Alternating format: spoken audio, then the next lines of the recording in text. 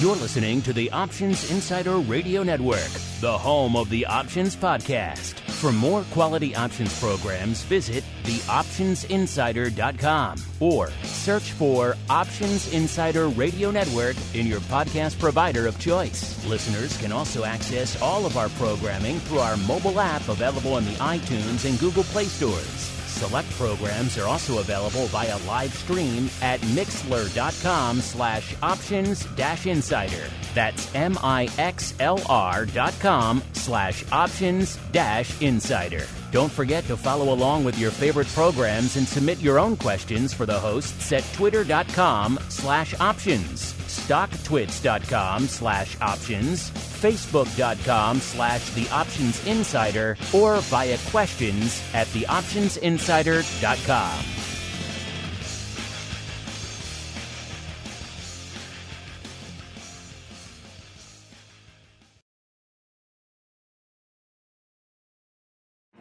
Bitcoin, Ether, Ripple, Litecoin, and more. Cryptocurrencies and other digital assets are taking the financial world by storm. This exploding market provides everything a savvy trader needs: volatility, volume, and liquidity. Provided you know how to find it. That's where we come in. Welcome to the Crypto Rundown. Each week, we'll break down the latest trading activity, trends, and developments on everything from coins to tokens, futures, and even OTC options. If it's moving the crypto markets, then you'll find it on the Crypto Rundown. This program is brought to you by Genesis Volatility, also known as GVOL, home of institutional-grade crypto options analytics. Whether you're trading CeFi options or DeFi options, cryptocurrencies move. Use GVOL Analytics to analyze implied volatility, model realized volatility, structure positions, and unlock alpha. For more information, visit gvol.io. That's GVOL.io. Now it's time to dive into the exploding world of cryptocurrencies and digital assets. It's time for the Crypto Rundown.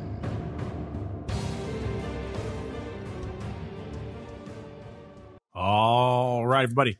That music means it is Monday. It is 2 p.m. Central, 3 p.m. Eastern. It is time once again for the Crypto Rundown, the program here on the Options Insider Radio Network, where we go beyond our traditional markets of your Apple options and your Teslas and your SPYs and your VIX and all that fun stuff, and check out what's lighting up the tape over there in the realm of crypto. Going to talk, of course, Bitcoin, the options, the futures, the SKEW, the vol, all that good stuff, as well as ETH and a bunch of the other fun products lighting it up out there this week. My name is Mark Longo from theoptionsinsider.com, as well as, of course, from the aforementioned network, reminding you we have a slew of new listeners coming to the network and indeed to this program all the time. Make sure you help them find a path to our door here. We'll be their lighthouse in these troubled times. So keep rating and reviewing this content wherever you get it. It really does help the new folks, and they are legion these days. It really does help the new folks discover the content. Of course, keep those questions and comments coming too. We do love to hear from all of you out there. And let's see who we're hearing from on the old program today. It is time to roll out the Crypto Hot Seat. Forget about cold storage. It's time to turn up the heat on thought leaders from the world of cryptocurrencies and digital assets. It's time to take their place on the Crypto Hot Seat. All right, everybody, welcome to the Crypto Hot Seat, the portion of the show where we welcome on guests from throughout the world of crypto derivatives and indeed beyond and proceed to pick their brains for the benefit of you, the listener. And next up on the program is a newcomer to the show and indeed to the network. He is Zach Dexter, the co-founder and CEO over there at LEDGERX. Zach, welcome to the Crypto Rundown program. Thank you very much. Good to be here. And Zach, as we are wont to do with all of our first-timers here on the network, why don't you go ahead and give our audience a little bit of an overview of your background in the crypto space and how you found your way to becoming the CEO there at LEDGERX. Yeah, so I was working in New York City as a consulting software engineer around 2013 and saw Bitcoin developing and actually got connected with a couple of former traders from the traditional finance space who were looking to start a derivatives platform. At the time, I thought that was totally crazy, and in retrospect, it probably was, but we were actually able to fill out all of the CFTC's designated contract market and derivatives clearing organization paperwork and spent a few years getting an exchange clearinghouse for Bitcoin options approved. That took about 3.5 years. At one point, shortly after our approval, I actually left the company to go work at Mirror, which is a direct-to-consumer fitness startup of all things, and then rejoined LEDGERX last year. Since then, we've done about 10x customer growth. We've made significant headway on launching some Ethereum options, and we've got a totally new trading platform. So happy to be here and talk about crypto options. Yeah, it's a fun time to be talking about said crypto options. Speaking of fun times, you kind of just rejoined the firm back in January of last year. So maybe some inauspicious timing there. Walk us through what that was like, coming back to the company, taking over as CEO, right pretty much as the pandemic was kicking off there, Zach.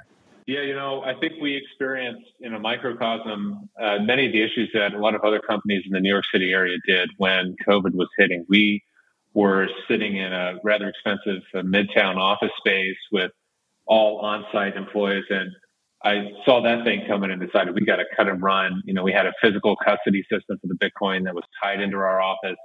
We actually switched that to BitGo almost overnight in a totally safe way. Significantly increased the insurance coverage that was available, cut the office out. Now we're down in Miami. We're a remote company with about 25 employees all over the world. Much lower cost structure, much happier people, and I think a lot of growth coming out of the pandemic. So it's been a tough time for a lot of people, but for us, with the volatility in the markets going crazy and the asset class we're in a weird way, it was actually sort of a boon and a boom time for us after some initial financial struggles, I think, related to the onset of the pandemic. Yeah, I have to imagine it was boon times. Let's get into that. Of course, I know a lot of our audience has been champing at the bit for a while. They've been bugging us, get LEDGERX back on.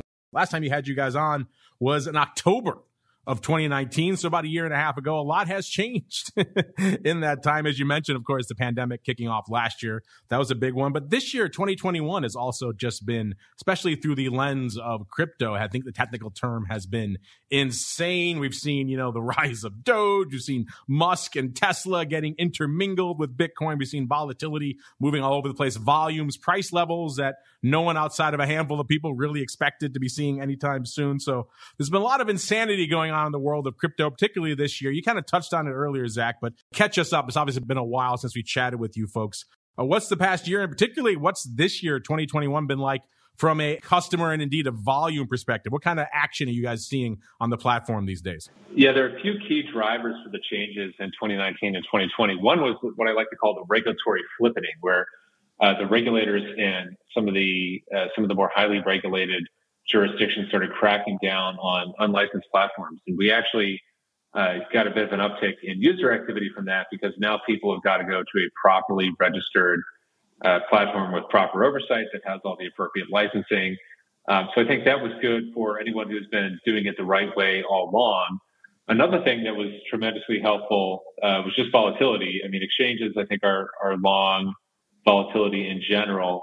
And the way the markets have been unfolding with the run-up of Bitcoin from 3K to 60 plus, that's been good for everyone, for people who think it's going to zero. They've picked up some cheap puts, and we'll see how that plays out for them. But for most people, I think they're coming on, they're saying, all right, well, I've got my centralized yield platforms. I can go there. I can earn 3%, 6%.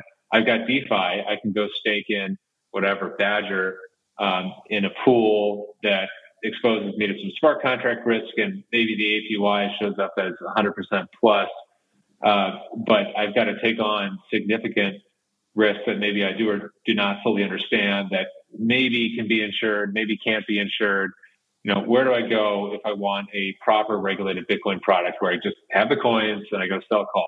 And for us, that narrative has been huge over the past year, especially with the massive increase in retail options trading driven by the Robinhood revolution. So again, I think it's just the regulatory flippening was a positive. There was the Robinhood revolution and all the retail call option buying, which for us really, I think, led to more call selling. And we're actually up 13x on the number of customers since I took over, which is just, I mean, it's been huge. We haven't done really any marketing to date. We've been kind of operating in the shadows, just growing the business. I like that. The regulatory flippening. I may have to borrow that from you, Zach. That's a good one. Yeah. I like that out there. Yeah, that's what happened. That's what happened in 2019, 2020. That was the big story.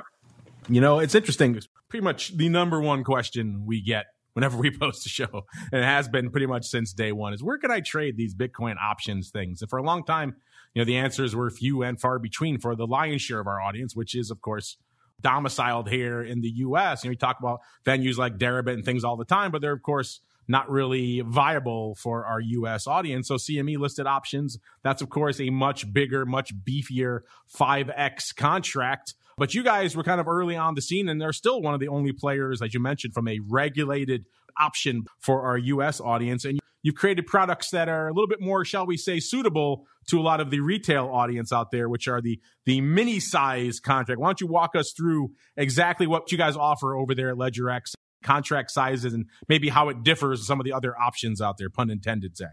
Mm-hmm. Yeah. So I think the first important difference with us is actually something totally under the hood, not even related to the contract specs. Is we've got a brand new tech platform that's just direct to consumer. It's just direct clearing. If you look at the whole Robinhood DTCC incident in the legacy financial system, there are many hops between where you place your trade and where it gets cleared, which basically means where the risk is held, where the collateral behind the position is held. And those hops, that intermediation can result in inefficiency. So we've got a direct clearing model where we are the exchange, we are the clearinghouse, we are the DTCC, if you will, and we're also the execution platform. So that allows us to have an instant feedback loop. So as a result, you don't have to go to a broker and onboard with the broker. That can sometimes take months if you want to trade some of the other commodity derivatives products. You just sign up. It takes 3 minutes. We scan your face using your webcam and compare it to your government ID. We do a bunch of biometric verifications, and you can be up and trading as soon as your first Bitcoin gets 6 confirmed. So once you do that, basically log on and you can trade options, weekly options all the way out to December 2022 at this point, with strikes from 5,000 to 400,000 USD, and you can trade them in 1/100th BTC increments. And the contract size is actually 1/100th of a BTC. It's a nice little bite-sized mini option. Not everybody's going to have a $50,000, financial asset. And especially as Bitcoin gains institutional adoption, I think it's important to be able to offer these basic hedging tools to the broader market instead of saying, okay, well, this is now kind of a product for the elite. It's got a huge contract size. You've got to have 250,000 plus in capital to collateralize your position. I mean, that's just not a way to allow retail to participate in the market. So I feel like it's an appropriate contract size. We may actually end up seeing that get smaller as the market cap and the value of the token grow. Yeah, it certainly has been an interesting one to watch. Like you mentioned, 0.01 Bitcoin out there is the contract size, which I think for a lot of our listeners is far more relevant, far more viable, far more useful than, let's say, 5X, a contract that is already hovering around the 50,000 level. That gets pretty pricey, as you mentioned out there. And I'm curious, you have a lot of customers coming in. You mentioned selling calls earlier. What kind of trades can I get up to over there at LEDGERX? How sophisticated does it get from an options perspective? Is it pretty much limited to just buying and selling puts and calls? Can I get a little bit more advanced? What are my options, pun intended, on the platform? So if you're an eligible contract participant under the CFTC rules, you are able to enroll in a collateral netting program, which will let you post the maximum potential loss of your portfolio on a portfolio-wide basis, but it's still fully collateralized. So the idea is, all right, this is a new asset class. We want to go down the right road with the regulators. We want to take it slow, take it easy. We're not going to offer 100x leverage, right? We're going to do fully collateralized options. So if you got a whole Bitcoin, you can come in and sell a call on 100 units. That by far is the most popular trade. One of the things that I think we're working on is getting some of the Bitcoin haters on the platform. I mean, I love Bitcoin haters because they provide some of that two-sided flow for the puts. We do have a bunch of those people. I'd like more of them. The more you dislike Bitcoin, the more welcome you are to LEDGERX. So I think that's one of our goals for 2021 is getting the word out about the options product. I mean, the other thing I'd say is it's the options trading in general in the U.S. is kind of a tough nut to crack. It took a long time for these markets to spin up in general. And I think Robinhood has done everyone a huge favor in terms of consumer education. Now more people know what they're doing with respect to kind of the basic hedging and speculation tools that are available. So, I think thank you to them, and everyone in the option space owes them a bit of a debt of gratitude for doing some customer education. But that said, I think we want to keep the complexity to a minimum, given how new the asset class is. And here in the U.S., we're not really looking to build a casino. We're looking to build a place where people can come in and generate yield based on their economic view, right? I love it. Bitcoin haters are welcome at LEDGERX. That should be front and center on your website there, The more Zach. the better. I think that would get you the more the better. That would get you some traction out there. But you already kind of touched on one of the questions I was curious about. What is the hot trade out there? We hear a lot of talk on various platforms, people loading up about calls, and the call SKEW is always pretty strongly bid on a lot of these platforms, particularly as you get farther out. But it sounds like on LEDGERX, it's the premium harvesting. It's the selling of the calls against the Bitcoin. I'm sure that probably has something to do with the fact, Zach, that your contracts are physically settled. That's exactly right. A lot, in fact, the vast majority of the active users on the platform. I mean, if you look at any of the options platform, they really do most of their volume on a relatively moderate number of highly active users. And in our case, those are the people who have the collateral, the people who are fundamentally long Bitcoin and want to hedge their exposure and generate some income. The call override is a perfect trade for that. I mean, we've seen the pattern repeat itself, year in, year out. As volatility increases, people will kind of build up their positions and then they'll kind of exit for a profit. So I think it's an incredibly popular trade. It's very tax efficient. We did a 1099B run this year, which was a lot of fun. So we got a kind of a peek at the tax treatment of the products. And I think it's ideal for the long holder who's actually got an underlying view on the asset class, as opposed to somebody who's just coming in and looking to make a quick buck. I think the cash settled product is right for that kind of person. Yeah. Why did you decide to go that route initially? Because like you mentioned, a lot of the other platforms are cash settled. There's benefits and drawbacks to both. You guys are one of the few really playing in the physically settled arena. Was it simply to attract that flow, to attract that covered call writer order flow, or was there more to it, Zach? There's much more to it. I mean, the ability to move dollars around, I mean, there's nothing harder to do in the world sometimes. In crypto, you just send it and either it's there in 6 confirms or it's not. I mean, reorgs aside, there's really no way to mess that up. With moving dollars around, you can only do it when the banks are open. We wanted people to be able to trade 24/7. You can't move dollars 24/7, except on some of these new, proprietary transfer systems at some of the newer banks like Signature and Silvergate. But I mean, really, the U.S. needs to upgrade its fiat infrastructure. And that's the reason why we chose to do physical settlement, is it's so darn hard to move dollars around. And in a 24/7 market, you don't want to be trying to move dollar collateral around at 3 a.m. To prevent your position from being blown out, right? I mean, you really need either stablecoin collateral or physical Bitcoin collateral. The dollar thing, I think, is kind of a relic of the 9-to-5 traditional markets that were centered around, kind of the crop cycle, the agricultural cycle, traditional futures expiries. I mean, it's just so tough to move around funds via ACH or wire compared to Bitcoin. That played a huge part of that decision. You mentioned something else which always fascinates me and I love about the crypto option space versus the traditional option space where we spend most of our time. In the traditional world of options, your apples, your spies, etc., you have to wait 24 hours to see what the open interest is and how the changes have affected the open interest. Not so in the world of crypto, Zach. It's very refreshing to be able to come in, look at a product, and be able to actually track the open interest changes hours by hours, Zach. It's so much more refreshing to see it that way. And hopefully that's something that we'll see in the crypto space that will eventually spread its tendrils into the traditional world of options, Zach. Yeah, I think the traditional world might end up just getting totally eaten by this stuff, but not in the way that people are thinking. I think by the time that the traditional players catch up to real-time margin, 24/7 margin calculations, 24/7 funding rate payments for perpetual products, I mean, by the time this stuff happens in traditional finance, I think all the stocks are going to be tokenized and trading on these DeFi platforms that are linked in to the regulated world via brokers. So that's going to be interesting. We'll probably see something similar in options. I really expect DeFi to start adding regulatory bridges as opposed to the traditional players to start adding DeFi bridges. So I think it's going to play out a lot faster than people expect, and you'll be able to get real-time free data on options, futures, swaps, other derivatives for any asset class within the next 3 to 4 years, to be honest.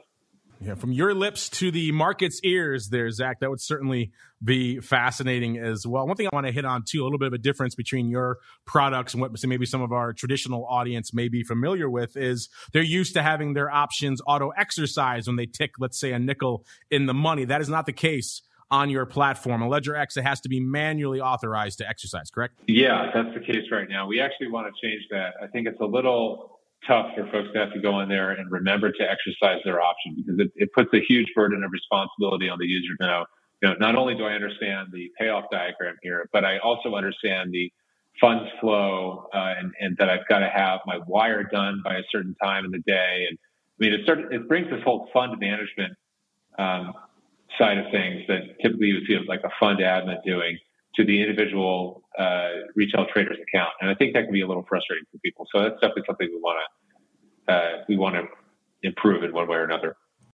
I could talk about the options all day, but as you mentioned, you also offer some other products over there at LEDGERX, including futures and swaps. Why don't you give an overview for our audience of what else you offer outside of the options realm, Zach? Yeah, so the futures right now, we do have monthly futures on BTC. It's a fully collateralized product, so it's pretty limited in terms of the use case. But on the swap side, we're actually the cheapest way to buy BTC. It's like 5 cents a Bitcoin.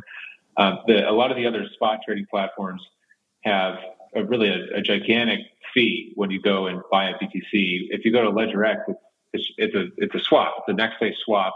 You can receive Bitcoin at 4 p.m. Eastern, or if you sell at Bitcoin, you can receive the dollars now. Because it's a derivatives product, it's a little easier to stand up from the product and regulatory side, and it's an incredibly cheap way to leg into a Bitcoin position and then go sell some calls on that. Well, speaking of things outside of the world of crypto options, we've had someone you're familiar with, I know, over there, Simon Ho from T3 Index. He's been on the network many times. He's been on this program many times. In his most recent appearance a few months back, he was very excited that his new BITVOL index, aka the Bitcoin Volatility Index, actually had an options trade go up there at OTC. I know this is an area LEDGERX has been interested in for some time, trying to create the equivalent of a VIX for Bitcoin. Zach, and I'm curious, why is this an area that LEDGERX wants to play in? Why is Bitcoin volatility so interesting to you guys? Yeah, I think it's, we started with Bitcoin because we're familiar with the product and we have a way for people to express a view on volatility more indirectly through the futures and options. But I've always thought it would be cool if you could just buy and sell volatility directly. Like with the VIX, options, and futures, you're sort of using a derivative instrument that the retail investor may or may not understand. What would be cool in the longer term is if you could have perpetual exposure to volatility via a cash settled perpetual product that, maybe at first it's on Bitcoin, but maybe we can get into equities later on. And really the motivation behind BITVOL was to start accumulating that data and that history and start refining an index and make it high quality enough that we could list a volatility perpetual on it down the line. So just to be totally transparent about our product intentions there, I think it would be really interesting to see in the U.S. market, okay, if we were to offer something where people can directly buy or sell volatility, what is the impact of that? Does that see a huge uptick? Is that the most interesting product out there? I think there's a good chance of that. Now, is Bitcoin the right underlying for directly buying and selling vol? I mean, probably last year, yeah. We'll have to see what happens with the crypto focus shifting to some of the newer assets, if it sort of settles into a digital gold position or continues to be a way to express broad market volatility. And I know you already put up an OTC options trade, which is fascinating. A little bit of putting the cart before the horse. You have the options going up before you really even have an underlying. But for our listeners who are intrigued, and I know we have a lot of listeners in the volatility space, when can they reasonably expect to have a product they can trade, an option, a future on this BITVOL index? I think we're actually going to go for the perpetual product. So that is going to require a good bit of regulatory work on our end. In the United States, the reason why you don't see the most popular product in crypto, which is the perpetual, is really that no one has tried to list it before. It's probably considered a contract for difference or close to a contract for difference. If you look overseas, the vast majority of the trading volume is actually in perpetual products. They're easy to trade. They're fun to trade. So I don't think it'll be an option or a future. I think we're going to file an application once we're ready with the regulators to ask them they please review and consider our volatility perpetual among other perpetual products. So that's probably the form it'll take. It's probably a little premature to talk about timing, but we're a startup. Everything as fast as possible, and you got to give the regulatory process some time to kind of digest and work through anything that's a little new. Well, speaking of time, Zach, we are coming to the end of ours. I appreciate you joining us here on the Crypto Hot Seat today. But before we go, we like to leave our audience always wanting more, Zach. We already kind of gave them some hints, some teases, but perhaps if there's something else you have up your sleeve you want to leave with our audience as a bit of a hint or of a tease of what's coming down the pike from you and the team over there at LEDGERX, now is the time, sir. The floor is yours. All right. Thanks very much. We're going to add a market maker program, Ethereum products, IRA accounts, donor advised fund accounts.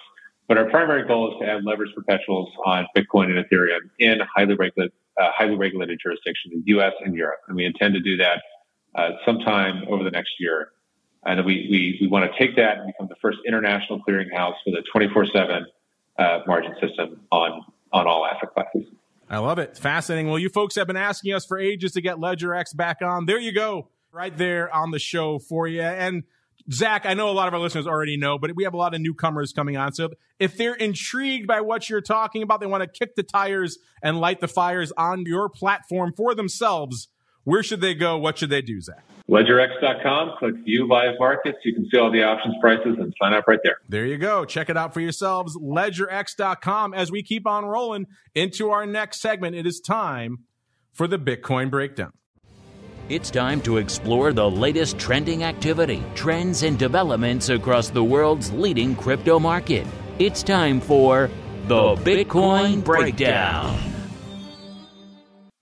All right, everybody, let's get to it. Time for the Bitcoin Breakdown. A lot to break down. A lot's been happening over the course of the past week. You know, we saw a little bit of, shall we say, weakness out there in the big dog, which is Bitcoin, since our last show. On the end of our last show, we were a little bit shy of the 56,000 level, 55,700. Coming into today's show, we're at 54,250. So about 1,400 handles difference to the dark side over the course of the past week. Of course, that doesn't tell the whole story. We saw quite the dramatic swings over the course of the past week. We saw Bitcoin get as high as almost 57,000, about 56,800, and drop as low as 47,200 and change. So pretty much breaking the 50,000 level for the first time in a little while, sparking a flurry of concern. Is this going to be the beginning of a downtrend, a bearish trend out there in Bitcoin? But it has since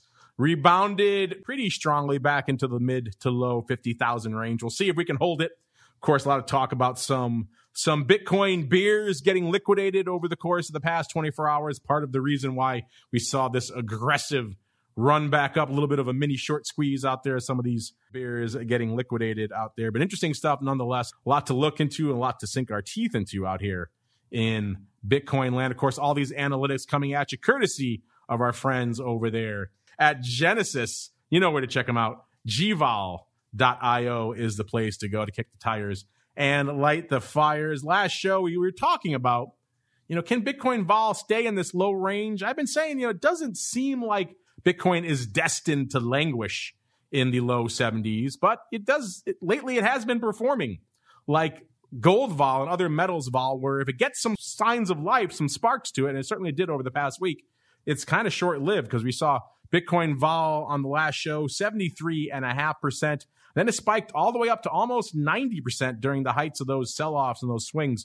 over the course of the past week. And then coming into today's show, right back down, actually below where it was this time last week. It's down to 71% at the start of our show today. So it seems like it wants to hang out in the low 70s, even though it can spike all over the place. It comes right back down to that low 70s range, which again is interesting and somewhat aberrant compared to what we've seen over the long history of Bitcoin from a vol perspective. These days, that digital gold conversation, at least from a purely volatility perspective, seems to be a little bit more of an apt comparison. 30-20 SKEW, same deal. A lot of action in that on our last show. It was almost -1, about -2/3 of a point or so. It spiked to about 4 on the positive end between shows here, and now coming into today's show was at about a 1 again. So kind of moving all over the place. The hourly open interest, interesting here because it was exactly 203,000 contracts on our last show. And coming into today's show, exactly 203,000 contracts again. So a lot of ebb and flow on there, but net, not a lot of movement from an OI perspective. That same story, actually a little bit lower, actually, on the notional Bitcoin OI front. Remember, that's, of course, the actual notional value of the open interest outstanding. And it's actually come in a bit since our last show. Our last show, it was about 11 billion worth of notional volume open on DEREBIT. If you add in all the other venues, it got to almost 12.5 billion, about 12.3 billion. Now we're about $1 billion below that across the board, about 10 billion open on DEREBIT right now, and about 11.3 billion open if you add in all the other venues out there. It's kind of a hot and heavy fight for number 2 out there right now from a notional OI perspective. DEREBIT's obviously the big dog with 10 billion. But Bit.com holding on to number 2 with 391 million. CME just eking out number 3 there with 322 million. They're all kind of in that same 300 plus million range. Actually, number 4 is OKEX with 303 million, right edging out LEDGERX with 302 million. So your top 5 there are going to be DEREBIT with 10 billion, Bit.com with 391 million for number 2. Then we got CME number 3, 322 million. OKEX number 4. 303 million, and just getting edged out our friends from earlier in the show, LEDGERX, with 302 million for number 5. So hot and heavy fight for that number 2 spot right now. It's Bit.com holding firm to it. In terms of the calls versus puts, what kind of action do we get? You know, we've been saying for a little while, seems like the puts were starting to catch up a bit. That was the case. Now calls have kind of regained their distance again. The calls come into today's show, 114,500 open there. That's actually up about 1,500. Puts, only 92,000 of those. That's down about 6,000 from our last show. So puts, maybe the fact that we broke through the 50,000 strike, some folks took their puts off the table. They got the move that they needed out there. So that certainly could be the case. But either way, the puts getting a little bit lighter since our last show. You know, what wasn't lighter, though, was the volume out there. Another very active week. Once again, kind of pinning the needle in terms of notional volume out there. We've been talking about this 2 billion level for a while out there. Hit it again on the 22nd, hit it again on the 23rd out there. So just kind of pinning the needle in terms of pretty much at the highs right now from a volume perspective. We hit that again multiple times last week. I'm starting to wonder if some of these platforms can't keep up with the volume. They just pin at 2 billion. We'll have to dig in and see for ourselves. But either way, it's been fascinating to watch. A lot of paper as we're swinging 10,000 plus points here over the course of the week in Bitcoin. From an overall monthly perspective, where are you folks lining up? Where's the size OI right now? It's still April. 68,000 contracts are open in April. That's the number 1 spot. That's up 4,000 from last week. Then June comes in at number 2 with 44,000 contracts open. That's pretty much unchanged from what it was this time last week. And then we got number 3, May, sneaking in there ahead of the other quarterlies like DEES or SEP or anything like that. May, 29,000 contracts open on the tape right now. So May starting to take a peek and look a little bit more active than it has over the course of the past weeks. In terms of where you guys are lining up from a strike perspective, it's kind of been all over the place lately in terms of where the action is from a Bitcoin strike perspective. We were talking about outlandish upside strikes a lot on the show of late. This week, not so much. It's a 60,000 strike in the number 1 spot with 15,300.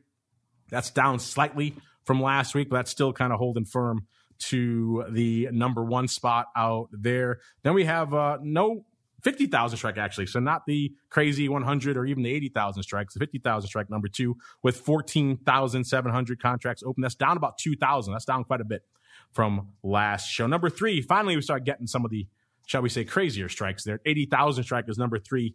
14,600. That's down about 1,200 contracts from last week. Number 4, back to a more relevant strike. 52,000 strike with about 9,700. And rounding out the top 5 of the sizable positions in Bitcoin options right now. You know, it had to be another weird one. It's the 100,000 strike, listeners, with 9,400 contracts. That's a newcomer to our top 5 here. So I don't have the change from week to week, but Interesting stuff. So we still have relevant strikes dominating things. It's not quite like ETH, but we do have a few outliers still floating in to the top 5. In terms of Bitcoin options over there on CME, actually an active week, probably one of the more active, if not the most active weeks we've seen out there. I know on our TWIFO show last week by Thursday, they've already done nearly 400 contracts.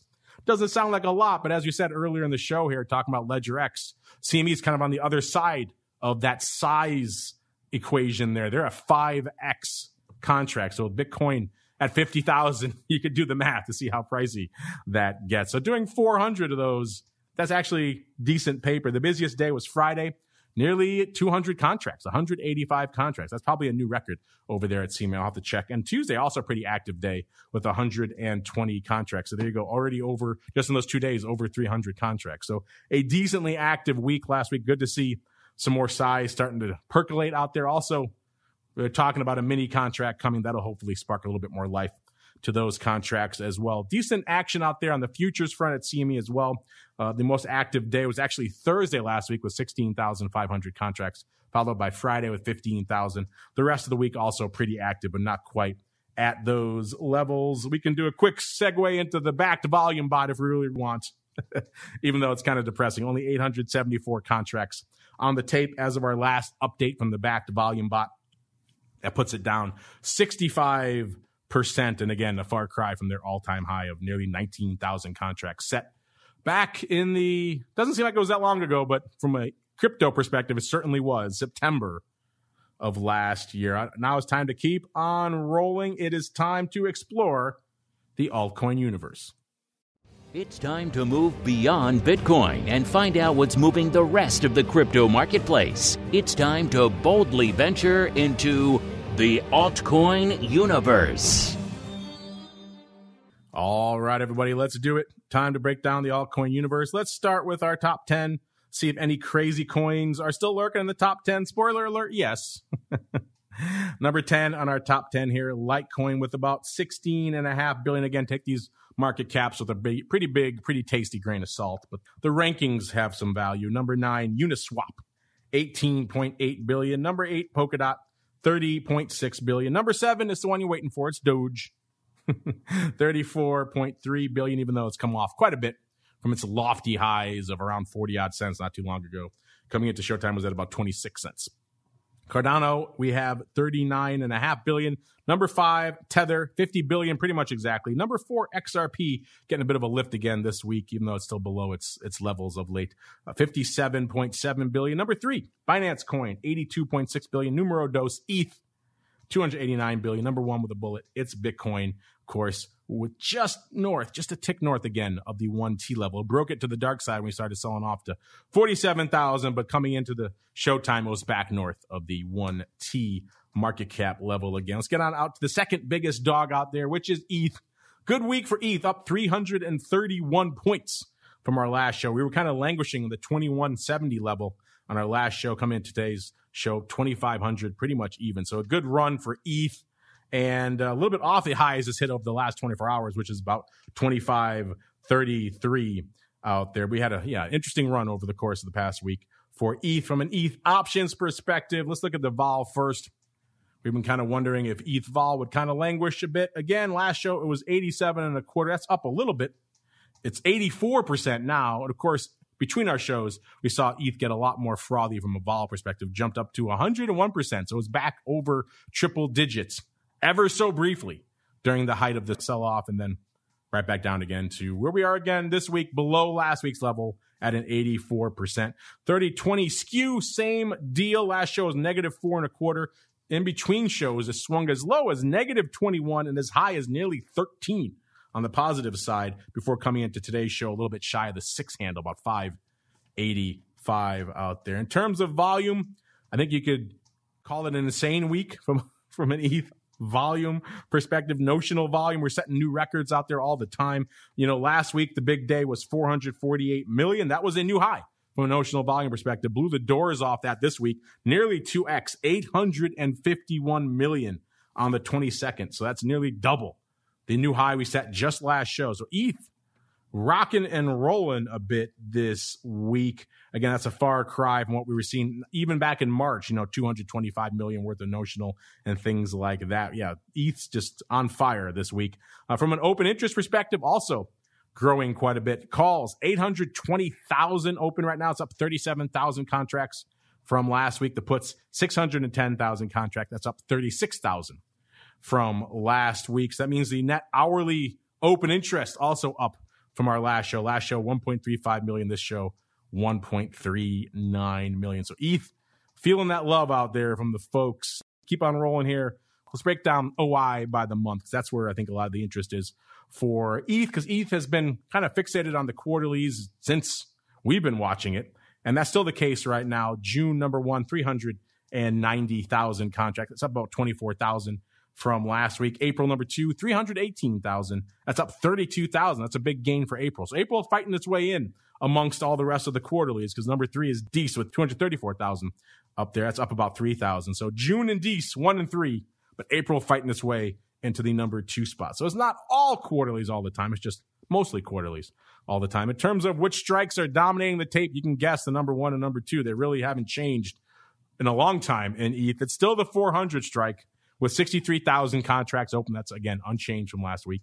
And the 320 strike, number two, with 62,000 contracts open. Again, unchanged from last week. Number three, now we're getting a little bit more relevant. It's still that 1,600 strike. That one's kind of glued to the imagination out there. 59,800, almost 60,000 contracts, up nearly 3,000 from last week. So that's rallying a bit in our top five here. Number four, the 2240 strike. That's up about 2,000 from last week. That's up to about 59,000 contracts open. And round out the top five is the 24 half strike, a newcomer to our top five here. That's got about 58,700. So we do have some relevant strikes in there. He's got to drop down a little bit beyond that 320,400. Perhaps a vertical is open there. Who knows what's open on those strikes, but craziness nonetheless. A lot of craziness out there in Ripple. It's had a decent run, even though it's down net 3 cents from our last show. XRP is one of those interesting ones. Some folks have written in saying they're trying to buy XRP on Kraken and they can't do it anymore. So that's interesting stuff, because Kraken kind of made their bones as being one of the places you can go in the US to buy XRP. So interesting stuff afoot out there. Ripple down 3 cents from our last show. Bitcoin Cash down 85.5 from our last show. Bitcoin SV down about 41.5 from our last show. Doge, though, down about 12, almost 13 cents from our last show. All right, it's time for you folks to take the reins. Time to answer your crypto questions. You've got questions about crypto. Who doesn't? It's time to find out the answers to your crypto questions. All right, let's get to it. Answer some of your questions. First off, we asked you guys a fun poll last week. The results are now in. We gave you 4 choices, trying to make a nice, easy one to wrap up the week last week. Quite simply, which level did people think we were going to hit first across the marketplace? So we could have VIX of 14, so a lower level of vol than we're seeing out there right now, or the S&P at 4,300, a higher level in the markets than we're seeing right now, or Bitcoin at an even 70,000, or WTI, the crude oil, at $70 a barrel out there. So kind of a smattering across the markets of what you folks thought. And it seemed like it was hot and heavy for Bitcoin very early. Bitcoin at 70,000 was running away with it early on. Then as the week progressed a bit, we saw votes coming in for the other platforms. So when the poll ended up, it was almost exactly evenly split. For a brief period there, it was 25% across the board for each. It ended up closing with VIX just edging out everything else. VIX at a 14, 26.3%, followed by the S&P at 4,300 with 25.3%. And then bringing up the rear, tied for number 3, actually, are Bitcoin at 70,000 and WTI at 70, both with 24.2%. So you crypto folks were hot and heavy early on. You couldn't maintain the lead for Bitcoin. I get it. Each of these is a pretty long way to go. So it's a question of which one is the most viable. It seems like right now, folks coalescing around the 14 level for VIX, but only ever so slightly. Again, that's kind of fascinating in and of itself. Shows opinion is very much split across these different products out there. Next up, we got a comment here from Nate.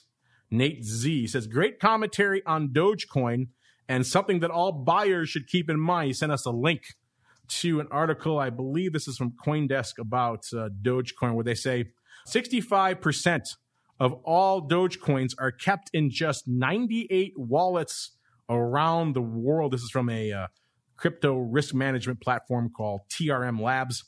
They said the single largest wallet has 28% of all Dogecoins, and 5 wallets control 40% of the entire Dogecoin supply. Is one of those Musk? Who knows? He certainly does talk it up quite a bit. But for all of you out there who needed yet another reason to perhaps be a little bit dubious about Doge, we've talked in the past. It was literally started as a joke, and it literally has no value behind it other than what the next person is willing to pay. So maybe add this fuel to your fire that, there's always this talk about Bitcoin whales and how they could easily disrupt the ecosystem if they decided to unload. Well, it's even more concentrated in Doge. 28% is in one wallet, and the top 5 wallets control a total of 40% out there. So all you out there who are diving into Doge, just a little bit more ammunition for you to analyze as you're slinging the Doge hot and heavy.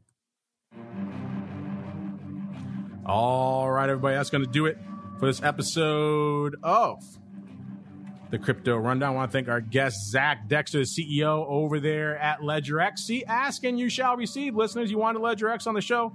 We got them for you. If you have other guests you want to see featured on the program, hit us up.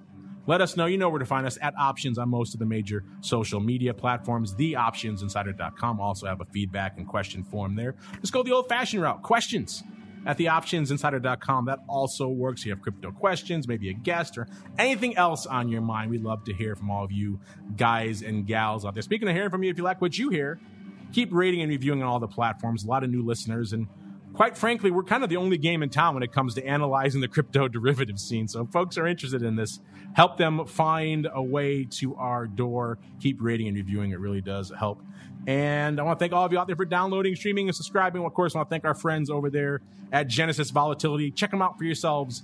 GVOL, GVOL.io, to kick the tires and light the fires on all these analytics I talk about here on the show, and a whole bunch more. GVOL.io is the place to go. Of course, we'll see you throughout the rest of the week. Interview Tuesday, tomorrow, coming at you hot and heavy. Multiple guests. Wednesday, of course, Education Wednesday, Options Bootcamp, Options Playbook Radio. If you're listening to this show, you're confused on any of these terms we throw around here all the time, like open interest or SKEW or things, check out those Education Wednesday shows. They'll really help you out. Back again on Thursday with Twifo. Touch on some cryptocurrency there, so stay tuned for that one, as well as episode 2 of the Option Block. Friday, Volatility Views. If you like stuff like VIX and BITVOL, talk about all that fun stuff and a lot more on Volatility Views. And we're back again on Monday with another episode of the Crypto Rundown. This program is brought to you by Genesis Volatility, also known as GVOL, home of institutional-grade crypto options analytics. Whether you're trading CeFi options or DeFi options, cryptocurrencies move. Use GVOL Analytics to analyze implied volatility, model realized volatility, structure positions, and unlock alpha. For more information, visit gvol.io. That's GVOL.io. You're listening to the Options Insider Radio Network, the home of the Options Podcast. For more quality options programs, visit theoptionsinsider.com or search for Options Insider Radio Network in your podcast provider of choice. Listeners can also access all of our programming through our mobile app available in the iTunes and Google Play stores. Select programs are also available via live stream at mixlr.com/options-insider. That's mixlr.com/options-insider. Don't forget to follow along with your favorite programs and submit your own questions for the hosts at twitter.com/options, stocktwits.com/options, facebook.com/theoptionsinsider, or via questions at theoptionsinsider.com.